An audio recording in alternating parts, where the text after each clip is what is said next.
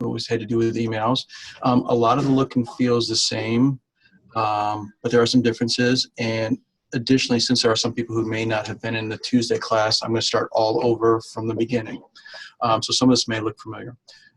As you may know, we have a support portal that provides some information. The idea is to give you a starting block for if you have questions or thoughts or need to remember how to do something. This is the URL up here. You can get that from your engagement officers. You can also Google Cornell iModules support, and you'll find it, trust me. At the top, we have some on the left. And are you seeing this okay, Claire? Yep, we can see it. Thank you. You have some information how to access your website. There's a status page. If you clicked on this link, if you are having problems getting into iModules, you can go back to the support site to see if iModules is down for maintenance or anything along that lines. There is another link for creating a ticket in our support system. You know, I guess in general, our preference is that if you are experiencing a difficulty, we'd love to have you talk with your engagement officers first. But you can always contact me through that. Hopefully within a day, I will get back to you with an answer. So that's our support site. This is a calendar section where I try to put any information about training sessions we may or may not have. Our next link over is training material. And what we have here is we have the top part is iModules provided material, where they have some little 20-minute videos. I try to suggest where to go in here. They have some live videos that can be scheduled. And then also we're putting more and more Cornell provided material in here. This is growing. We're recording this presentation, so hopefully we'll replace some of our older site material with newer site material. The content of this page is constantly going to be changing, so this is always a good reason to go back here and check, because I may add content based on what I hear. And then this little section right here relates specifically how to do websites. The websites are basically broken up into 3 sections that you can usually modify, and I try to discuss a section and then click on, and that will open up a PDF document where you can see what I'm going to be talking about right now. So again, it's a good site to right there to kind of put in your bookmarks. Next thing what I want to talk about is our websites, and I know we have people from both classes and clubs signed in.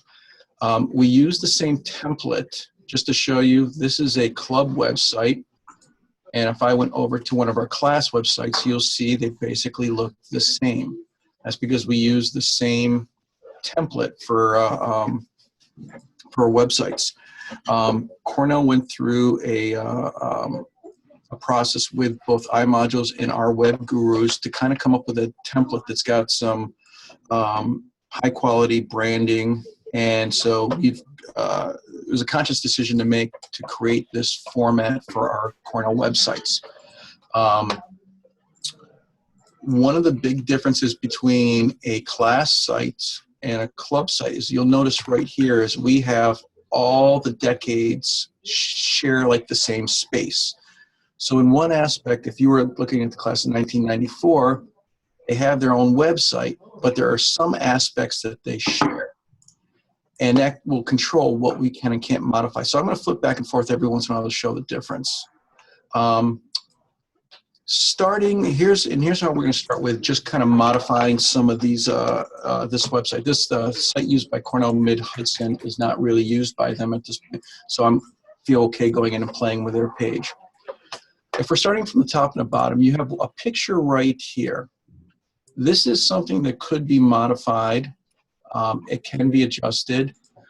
The one caveat we have for the classes is that they all share the same, if I click the button, the same area. So that's an area for classes we're going to ask people to leave alone. But for a club, we will modify it. My suggestion at this point is that if you do want to modify that, because this is such an odd shape, is that you contact us first, and we'll walk through with you the process. So I'd actually kind of ask at this point that we leave this top banner alone unless you contact us, and then we'll help you change it. These pieces of information right here, this title, in this title is something that can possibly be changed, but you'd have to work with us through it. You can ask text down in here, but you need to go through us to get that modified. You as a website administrators can't modify this without going through us. The same for these sections. Right here is the social media sections. We have a Facebook, we have Twitter, we have LinkedIn and email. If you want to use specific social media sites, we can get those modified for you, but all you have to do is put in a request in for us. You could go through your engagement officer, or you could, if you really need to, go back to this site and contact us with the information that you need to have on there. So the next section, what we have is just describing the general layout. Again, is at the bottom of the page. This is also Cornell mandated. We leave these, they're not really, we can't modify them at this point. If you had a concern or question, you can talk to us about it, but in general, this stays pretty much the same for everybody. Moving up, we have another social media section right here. These can be modified if you contact us to have a matching Facebook link. Normally for most clubs and classes, they're set to Cornell Alumni Association Facebook, Cornell Alumni Association Twitter, Instagram. We can modify these for you. One thing to bear in mind is that, for, like say for Facebook, if you have a private Facebook page that's not public, we cannot display that here because these the widgets that display these require them to be public. So the big section. Ron, I just got a question Sure. from Deborah. So just to clarify, she asks, can we add our own Facebook feed to the bottom? And you're saying that's not possible because it's a private page? Is that what you're saying? Oh, no. Let me clarify. We can add for you your own Facebook page down here. The one caveat is that the Facebook page must be public. If it is a private Facebook page, the widget that controls this will not launch a private Facebook page. You could put your private Facebook page up here with a connected icon, but we would not be able to display it down here. Got it. Thanks for clarifying. Yep. So the biggest sections that what we can do and where we're going to spend a lot of time is this section right here in the middle and this little section right here. So I'm going to start right here. This is a rotating, it allows you to rotate images through here. And what I'm going to do is I'm going to show you, this is provided on every website. And this is how it comes described. So I wanted to show you how we could add an image and then they will rotate. A couple important things we always want to think about is the sizing of the images. This section right here is basically 550 pixels by 340. If you're going to be putting images in here, probably the best way to do it is to use software that you can have on your computer to size these images. I wouldn't suggest trying to size them through iModules. It's just a little bit too complicated. So if you've got a bunch of images that you'd like to show up here, one too many, get them all in about the 600 with pixel size. The next thing what we want to do is say I want to put another image up here. I simply click on the Add News button. Kind of seems this odd, this is Add News. It's really not news, but we're using a feature. Now, one caveat with my computer is I have my Windows set to open up on my other monitor, and I don't really want to change that. So I'm going to click a button and I'm going to have to drag something over. That normally wouldn't happen for you. So when we want to add an image, what we're going to do is we're going to click that little button, and we can give something a title, and we'll call it Hudson Bridge. Oops. Hudson Bridge, right there. We're going to leave all these parts alone. There's no need to touch any of that. The next thing we're going to do is we're going to find the image we want to display. And if we come down here, it's going to open up, it's set to open up, by default, it goes to your libraries and pictures. I'm going to select the image that I've already preloaded, saved onto my desktop. I've sized it kind of appropriately. And I'm going to put it right in that uploaded image part. And then there's two sections right here.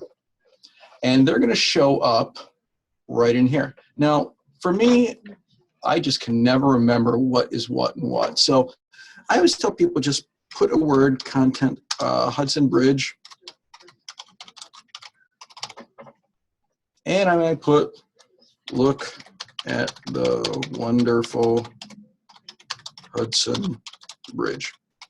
Now I can tell you it is this section that shows up, but I just wanted to kind of show you that in worst case, you put what you want in here and you put it down in here, just in case you can't remember. Now I'm going to hit the create button. And in a second, this page needs to refresh itself. And now where I only had one icon, I have another little second button here. And now it changes to that button. So that was my title, and that was the first one. Notice how it didn't say, look at the wonderful Hudson Bridge. So if you need to go back and take a look at it and fix it, all you have to do is click this button again. Oops, sorry, the pencil, not the button. We want to hit edit content. A window's going to pop up, and right here is what I wrote. So now I know I actually want to put that back up here. And I hit save. It takes a second to regenerate itself. And now it should, in a second, click over. It normally will. Now look at the wonderful Hudson Bridge. Sometimes because I'm an administrator and I have super security, things don't always pop up the way they should. Now, one thing you will notice is that, again, we have two images here. Notice how this little line right here, that's because that second image is a little larger. So what I would do is if you're going to put your own images in there, grab the images you want to put in the rotator and get them all to the same size. If you have a picture that's much smaller, you may also miss these little white buttons because the background is gray and the white and people can't see that. Now the next question would be is how would I order these? I don't like the order they're in because you can have more. If you click this little button right here, a little window pops up and there's my example and there's my Hudson Bridge. And so if I had 6 images, I could just select on it and move it up, move it down, move it to the top, move it to the bottom. And that's all I need to do is change the order.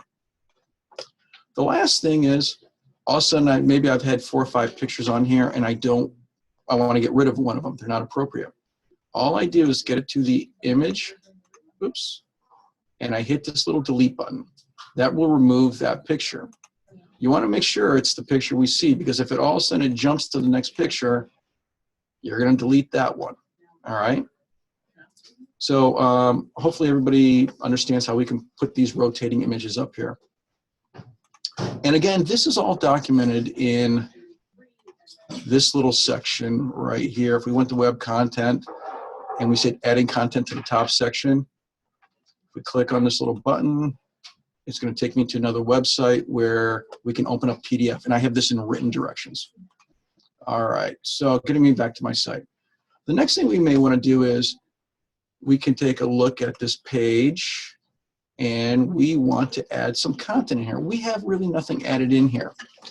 Every page we deliver will have this little section right here.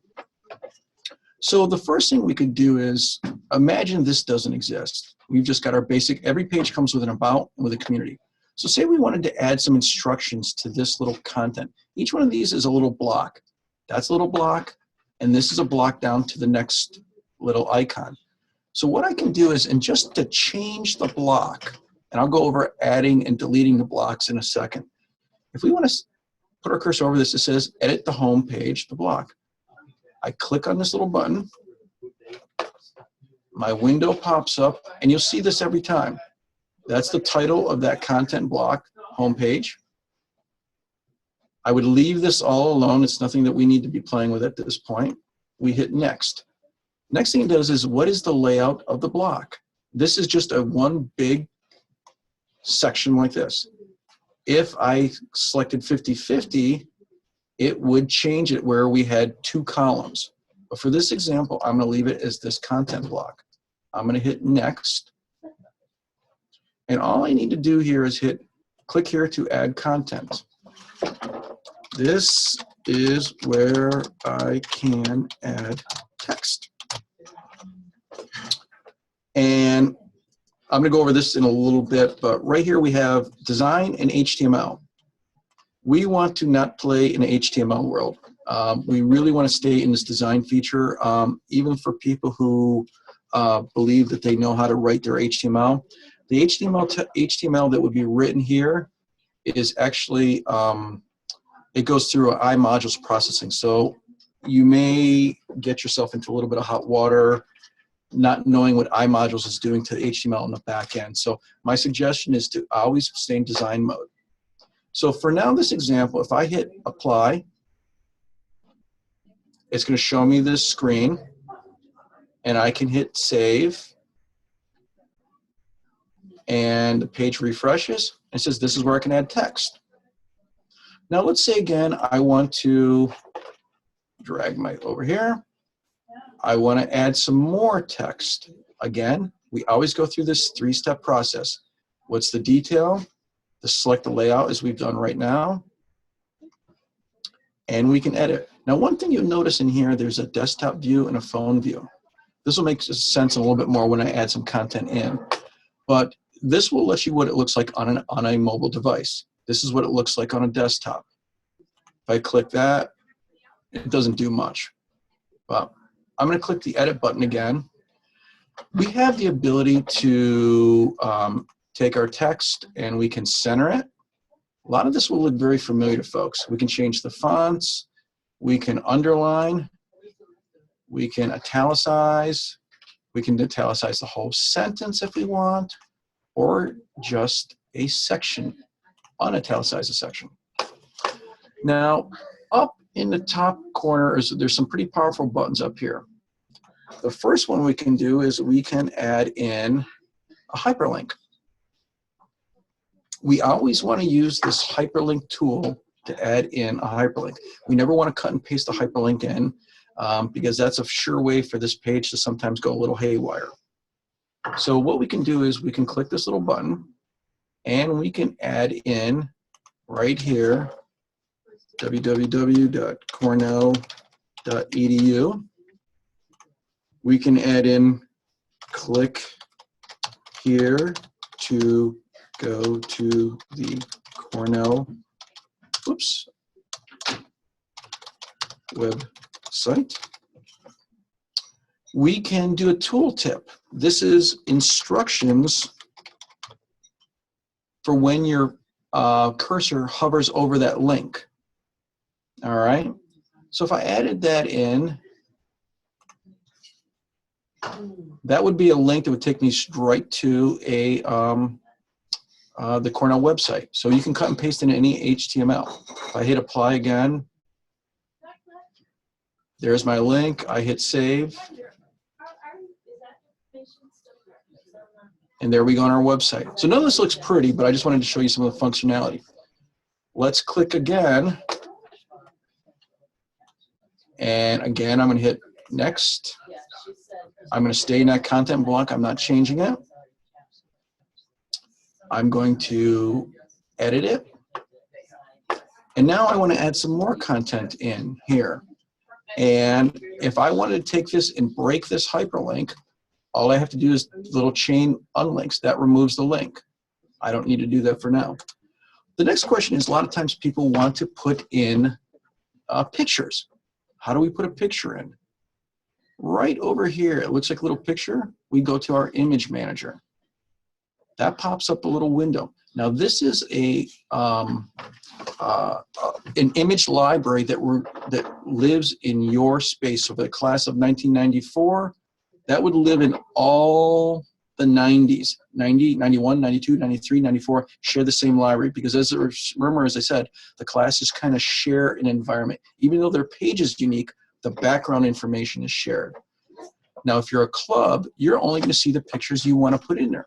So the next question is how do I put pictures in here in this library? Because we never want to cut and paste a picture from our computer into here. Bad stuff happens when we do that. We want to open up here and say I want to bring a picture in.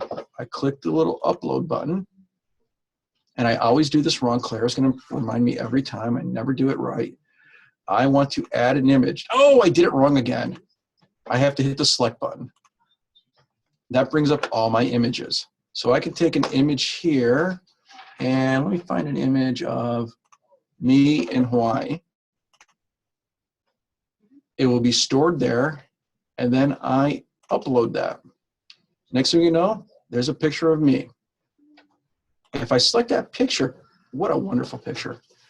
If I select that picture, I'm going to actually pick a better picture, and I hit the properties, I can resize this image a little bit. They are linked together, so it will keep the same aspect ratio. If I make this 1,000 pixels, and I insert that, it just inserted it into my picture. I can say apply. I can still also look at the phone view. That's how it would look on a phone. I can go back to my desktop, and now I can hit save. And in a second, this page is going to redraw, and there's my image. All right. So that's kind of the way what you can do is how you can start to store images and collections of images in your page or in your library. So then you can bring them on anytime you want to. So that is kind of it. Now, the next question is do I build everything in one content block? You can. It's kind of your decision. You can also add another content block. I may want to go from one giant content blocks, and I may want to add a content block that has columns. So how would I do that? I would simply go up to here to where it says Content Module, select Mobile Ready Content, select this, and then I drag, oops, sometimes it's kind of hard to get them, and I drag this down here. And what it's now going to do is it's going to create another home page right here. Notice we have this content block. We have this content block I just worked on. Now I'm going to edit this guy. Over comes a page. I can leave that home page. I can actually get rid of that if I want to. I can hit the word, oh, I do have to put something in there. Sorry about that. I hit next, and let's say I want to do let's pick one, a 3-column. I'm going to hit next. Now I have 3 different sections I can add content to. Again, column, can't spell. 1, gosh, I still can't spell. I add. Now I can click this middle one, column. Jeez, Marie. 2. I can apply, and then I can go over here and add Ron can't spell. And I'm going to apply that column.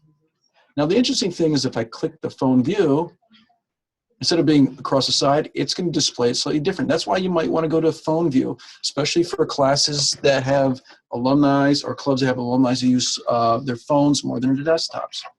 So now if I save that, and I go back up here, here are my columns. I have a block, and I have a block. So you can choose, that's why how you sometimes may use different blocks, because you want to use a different layout feature. And Claire is going to remind me in 20 minutes to stop talking so I can take any questions, because I'm not really good at that. So now the next question is, and we'll go into adding stuff in here in a second. I have a column. Now I want to get rid of a content block. There may be old information, or I just don't like the way it looks at all. How do I get rid of this? Right up here is a little button that says Content Builder.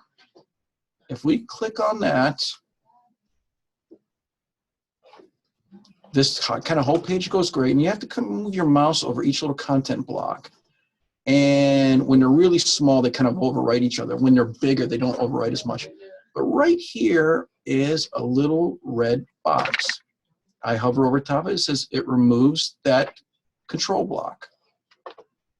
I can also edit the block again, or I can drag it and move it around within the page. But for this example, I just want to get rid of these columns again. And it's really sensitive, so don't think it's you if it sometimes go on and off. I even have a problem with it. And do you want to remove this content from the page? Okay. It's going to remain like this because it's going to give you the option of doing other things. I have to go back up here, hit the content builder. The page is going to reload. And that 3 section is gone. It's all gone.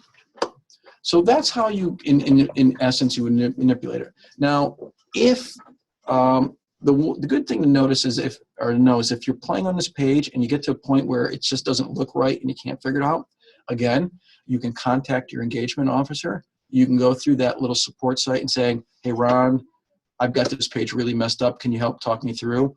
We can set up a little session just like we've done now, Zoom, or I can just fix it for you and kind of show you what I did to fix it. So don't worry if things kind of seem crazy, just kind of stop and then we'll fix it for you. Now the next section here is how do I add another little block here, these little tabs. Here's a little tab, here's a little tab that has some images in it where I was playing. I've added some more images here. How do I add a tab? What you want to always be doing in a perfect world is go back to your root page, and we're going to hit right up here. It says new page. We always want to add mobile ready. Again, we want to add a new page, mobile ready content block. It's going to come up with a page title.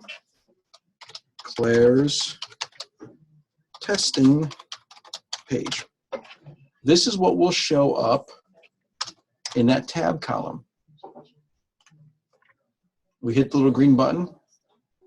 It redraws. Oh, where is it? I don't see it. This happens all the time. And this is, in fact, why I wanted to show it to you. I'd say 50% of the time if we're on a root page, it'll show up here perfectly, but sometimes it doesn't. So assuming it just doesn't, right here it says sitemap. This is going to give you a directory of your page. If we click on that, a little window pops up, and it looks like that. And it says, oh, it put Claire's testing page underneath my home page. That doesn't look right. So all I have to do is click this and drag it up underneath where it says home navigation. I say OK, and I can say save, and I can click, and the page is going to redraw. Sometimes you have to hit the redraw button, and in a perfect world, there's Claire's testing page. So if I now click that, I've got, again, I can now add in, I can edit this page. And just as I did on the other page, I can add content in there. All right. So the next question is somebody says, hey, I don't want Claire's testing page way over the right. I want it over here. How do I do that? We're going to go back to our sitemap. We're going to click on the button. All right. And the next thing we're going to do is we're going to click on right click. I'm doing a right mouse click. I'm going to wait till it finishes loading. And I'm going to do sort channel. Watch what happens. Here's all my pages. If it says hidden, it means you can't see it. So there's no, you can move them around, but you won't see it out in the world. So I'm going to take Claire's page and I'm going to move up, up, up there. I'm going to hit save. I'm going to go back and hit save again. And if we're really, really lucky, I'm going to close this. Claire's page has moved. That's how we move the pages. All right. So the next thing I want to talk about is if we want to hide a page, we're working on a page and we really don't want people to see it. Notice how these are yellow. These are actually pages that I've hidden. If we want to take Claire's page, we can click on that link and we come right down here and we say exclude this page from navigation. I'll save this. Now, Claire's testing page was yellow. Now, if I go back up here and I hit this, Sometimes you have to close it and then reload it. That happens.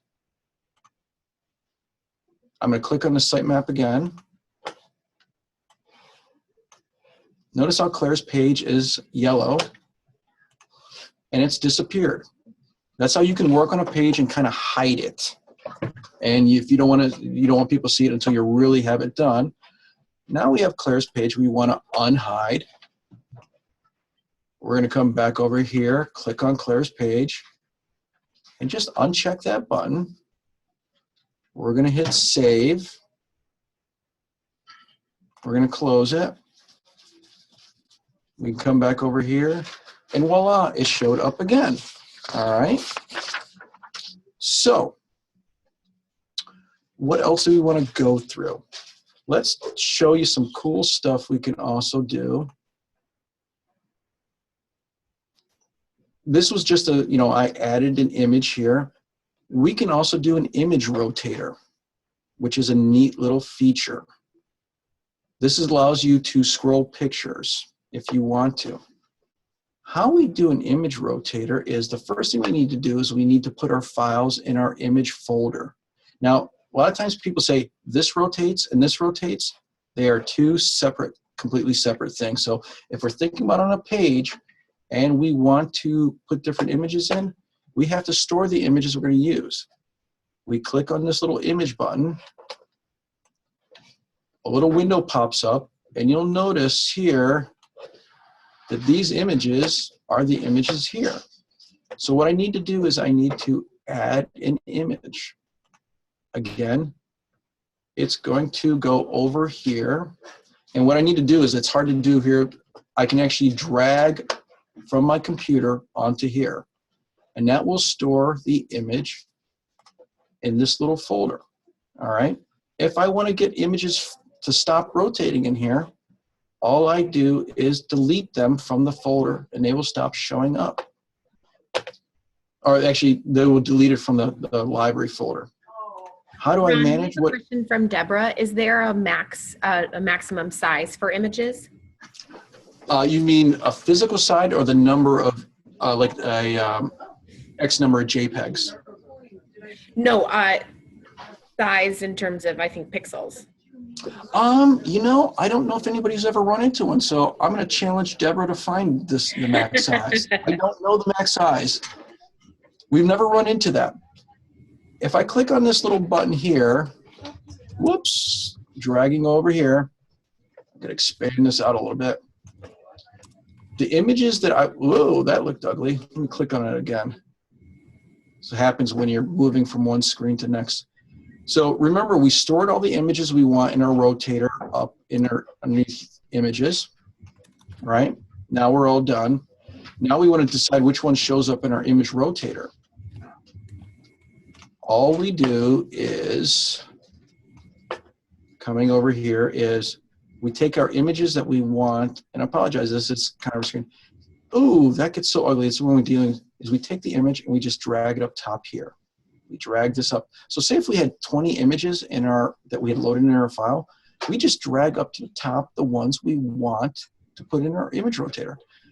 We can set it as a slow slideshow, and we can also set the time frame at which it rotates from image to image. Again, this is all documented. So now we can wait for them to manually turn, or we can turn them. So now you're gonna ask the questions, great, Ron, you showed me how you do it, but how do I get it onto a page? Let's go to Claire's page again. And what I can do is remember when we wanted to put a new block down here, we went through content and dragged this down below. Well, I'm going to do the same exact thing, except for I'm going to grab image rotator. And I would just drag that down here. Sometimes it's kind of hard. You have to kind of get it to about where it wants to go. Just take, whoops, wrong button. Where am I? We come to content modules. Page had to rebuild itself. Anytime you go in and out, it wants to rebuild the page. You come down to image rotator and you drag it down there. And that little icon, remember, edit image rotator, I have to drag this down below our video. And now I can drag this image up here. And I can drag that one up there. I can set it as a slideshow. That gives me the navigation buttons on the corner. It's going to rotate every 5 seconds. Save it. And voila, in a second, there's the image rotator. So a lot of times people do different little things. You know, they may want to have a cute little pictures that just rotate that are different from this, or they may want to have static pages. So what I want to do now is, unless there's any more questions, I'm going to just Yeah, show Ron, you. I have a couple questions Absolutely. from the chat. One of them is, do we have Cornell stock images available? I don't believe that we do, but that's a great point, and if not, we should. Available to our volunteers? We do have some that are in that library. They're usually, you'll often see them up in here. We have about 6 or 7 stock pictures. And when you go to your library, you should see those in there. I guess the other question is if you'd like more stock pictures, I would work with your engagement officers to try to have us get some in there in your library for you. What other questions do you have? And then another question, and you might be getting to this later, but is it possible to have a calendar of events on your page? Absolutely. Now this works well for, especially for clubs, and works well for classes. What I'm going to show you is I'm going to go to a different site. You're going to see my screen. This is my administrative access, so you wouldn't see this. I'm going to do Rochester. This is a slightly more advanced feature. I don't want to talk about it a lot, but it's something if you wanted it, you can work with your engagement officer through with us. It's a slightly more advanced feature that I'm going to demonstrate, but I'm not going to show how I'm going to show you how it looks, but I'm not going to talk about how we do it. Cornell Club of Rochester has a tab called Events. If we scroll down here, every event that is built for them by Cornell will show up if it's within the next 60 days. We have some control over that. We can show all are within 60 days. We can also show archived events. They have 2 archived events. And from these events, the nice thing is, if you select the event, it will take you to the iModules event registration page. All right? So yes, clubs do have the ability to have events built in their space and displayed on the page. This is a widget that we would place on your page. I've documented it, but it's probably something the first time through I might want to work with you on how to do it, just to make sure we have it right. Because we have some configurations of how we can set these up and how they look. And it's a little bit more involved than just a 5-minute discussion. All right. Any other questions? None at the moment. And just one thing on the events calendar, if you work with me or if you work with Donna Carl, it's very easy to get we code your events in a way where it could show up on your site if you put in the plugin there. So just so you're wondering, if that's not happening, let myself or Donna know. Now, another thing I want to kind of cool thing we can do on your websites, and hopefully this works on Zoom. If not, I'll apologize, but you can, we'll send this link out later so you can see it. Let's see, do they have it here? If not, I believe it's on here. Well, I'm going to come back to this in a second. I'm going to go to a different site. But before I go to site, I want to show you. Here's another club that has some great example of how they use their sites. They have an about page. They've got their social media. They have an events page in which they're showing their past events and upcoming events. They have a little blog section where they're writing out information to their folks. That's another feature we can train you on later, is generating blogs. They have another page where they have their club leadership, how to contact them. Because just as though we put a hyperlink, we can put an email hyperlink in. That same exact hyperlink feature we used, you can set it to be an email. Joining gives them information on how, this is a page actually I wrote for them that takes you to the Cornell directory. So if people want to look up other members of their community and how to update their information in the directory. And there's a contact page. if you have any questions, right? So let me go to another page. I'm going to go to mid.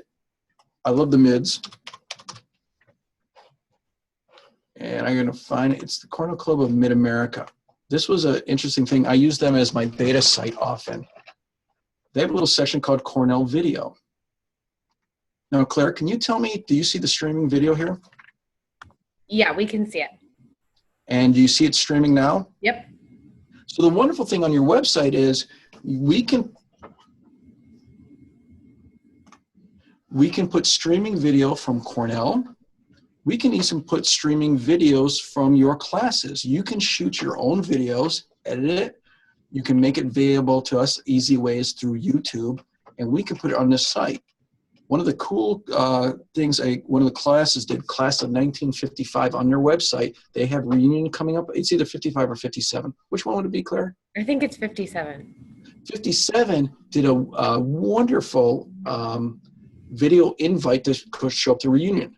I thought it was just an amazing thing that they did. So if you go to their website, they've got a video invite. So all kinds of, and we can show multiple streaming videos on here. So there's a lot of nice, cool stuff you can do on websites. And one of the things I'll provide to Claire is an example of some really cool stuff that other classes have done. And do we have any still more questions? It's right about 12:43, so I want to make sure I give everybody time for questions. Yeah, if you have questions, feel free to unmute yourself or put it into the chat box, but nothing right now, Ron. Okay. So let's go back to my other things we can do. So in essence, that's actually probably about the most of what I really wanted to talk about right now was the fact that there's a lot of functionality we can do in here and play with it here. The advantage to having the websites is we provide a lot of integration. So a perfect example is the fact is that you can have Cornell build events for you. We can build them in your website, in your space. We can then link your events into your website where they're going to automatically pop up. You don't have to do any work. It's a little bit easier, simple shopping. Addition to that is another reason why I sometimes suggest using iModules as opposed to going out and getting your own is that you have 24/7 support. You have your engagement officers, and then you have myself, and I have another person who works with me who support these sites. So anytime anything goes wrong with your websites or there's any confusion, you can easily arrange us to help you with your website. We'll provide documentation of what we did to fix it. And additionally, we can even set up little Zoom sessions and we'll walk you through training. Right now, the training, we've done individual training with some classes that really want to need a little bit more handholding. So it's part of my job to do that. So I think we provide a little bit of service that you may not get if you get your, you're free to go and do your own website, but I think we provide a little bit of value there. So just a little sales pitch for the product and why this is a free service we offer. And the other nice thing too is that if you have your own website, transition from one volunteer to the next volunteer is something difficult. Claire and I can continue to do these web sessions over and over and over. We're going to do some more advanced features that we will also show advanced training sessions. So I think we try to provide a little extra value that other directions may go. Great. Are there any other questions?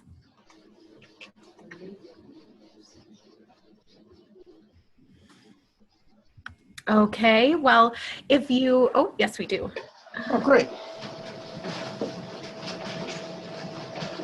So Stephen asks, we can load video to our page, but do we need to send us the link to get it on? So Ron, can you clarify that if they're able to put videos right in themselves or if you help facilitate that process?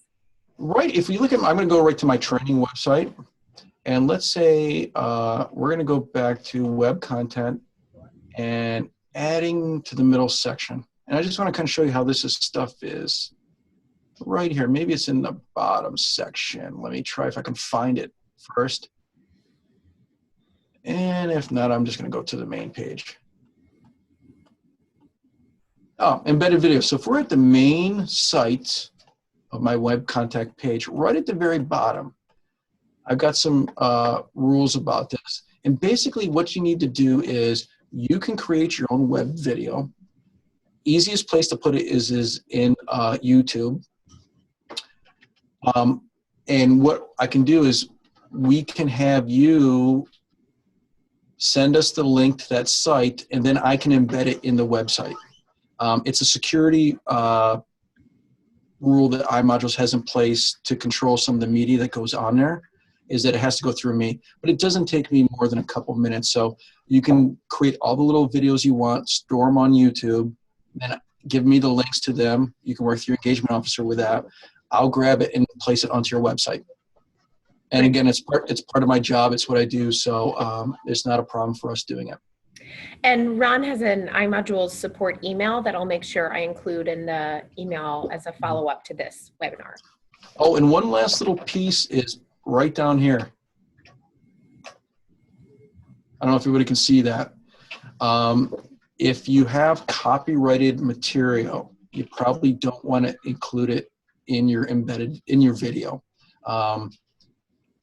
We especially like to make sure that because you are using a Cornell provided website. So I'll just kind of remind everybody, you don't have any copyrighted material in your website, do you?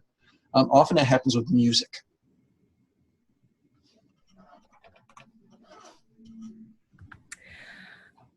So a couple more questions about the calendar, Ron. First of all, is it possible in the event archive to list events that were not created in iModules?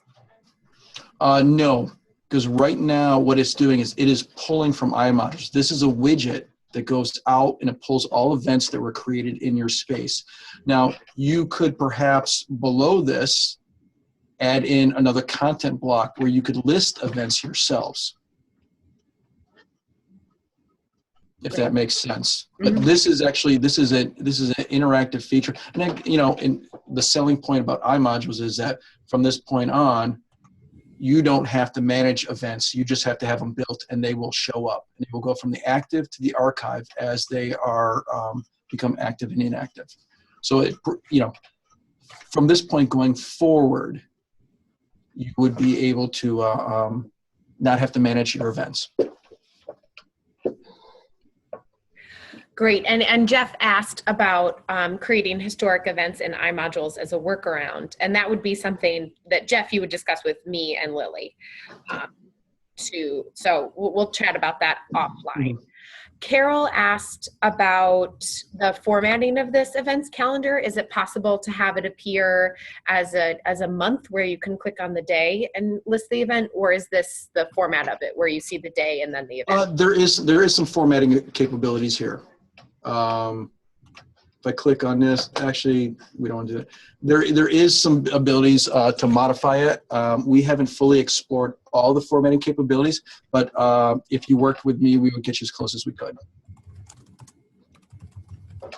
So Deborah asked about where the events are pulled from, and to clarify, those are pulled from iModules. So if your club or class has an engagement officer that is creating those events for you in iModules, then they will appear on the calendar. And one last thing for our classes out there, as we, I didn't figure it here. One thing to bear in mind when we doing events, if you're a class, that events little widget would show up. Because this is a shared space of all the decades, all of the classes events would show up in that widget. Now, some people would see that as a drawback.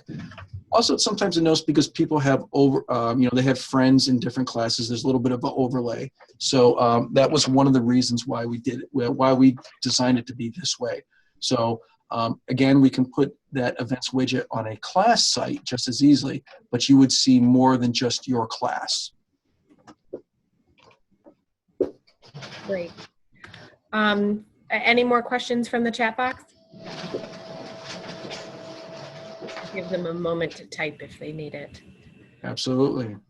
You guys are great. I know. Good. Lots of questions. And sites have a lot of capabilities. So that's Yep. And you know, the thing sometimes you would hear people say, I can build my own website and have a little bit more functionality.